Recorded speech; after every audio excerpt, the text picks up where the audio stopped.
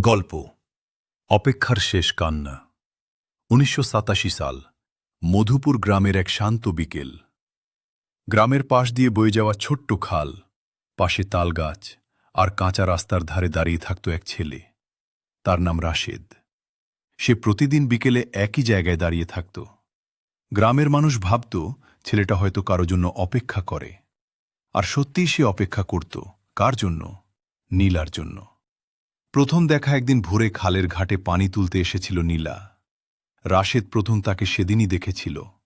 নীলার চোখে ছিল অদ্ভুত শান্তি, হাসিতে ছিল লাজুক আলো।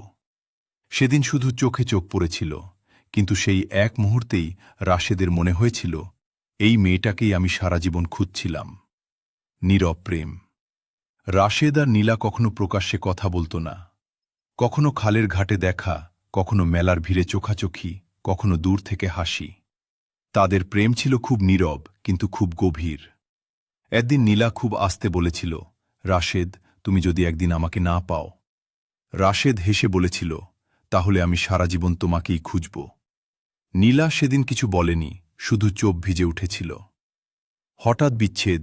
এক বর্ষার দিনে খবর এলো, নীলার পরিবার গ্রাম ছেড়ে চলে যাবে। কোথায় যাবে কেউ জানে না। সেদিন সন্ধ্যায় খালের পাড়ে দাঁড়িয়েছিল রাশেদ। হঠাৎ নীলা দৌড়ে এসে দাঁড়াল। তার চোখ লাল, কাঁপা গলায় বলল, আমি কাল চলে যাচ্ছি। রাশেদের মনে হলো যেন বুকটা কেউ ছিঁড়ে ফেলল। তুমি ফিরে আসবে তো?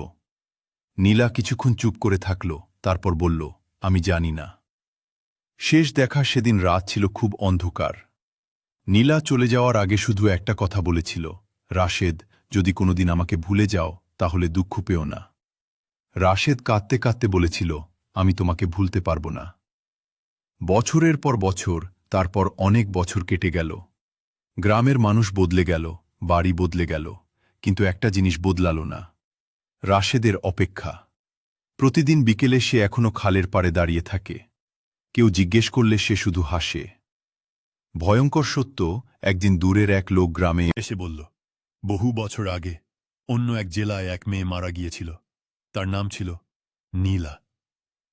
সেই খবর শুনে রাশেদ কিছু বলল না। সে শুধু ধীরে ধীরে খালের পাড়ে গিয়ে বসে পড়ল। শেষ দৃশ্য সেই রাতে গ্রামের মানুষ দেখল, রাশেদ খালের ধারে বসে আকাশের দিকে তাকিয়ে আছে, তার চোখে পানি। সে খুব আস্তে বলছিল, আমি তো এখনো অপেক্ষা করছি, নীলা। পরদিন ভোরে গ্রামের মানুষ দেখল, খালের ধারে রাশেদ আর নড়ছে না। তার চোখ বন্ধ, মুখে এক ফোঁটা শুকনো অশ্রু, আর তার হাতের মুঠোয় ছিল একটা পুরনো কাগজ। তাতে লেখা, আমি ফিরে আসব। কিছু অপেক্ষা কখনো শেষ হয় না, কারণ যার জন্য অপেক্ষা সে আর কোনোদিন ফিরে আসে না। যদি গল্পটি ভালো লাগে, অবশ্যই লাইক, কমেন্ট এবং সাবস্ক্রাইব করতে ভুলবেন না। আপনার মতামত জানাতে কমেন্ট করুন। আপনার অনুভূতি আমাদের জন্য অনেক মূল্যবান।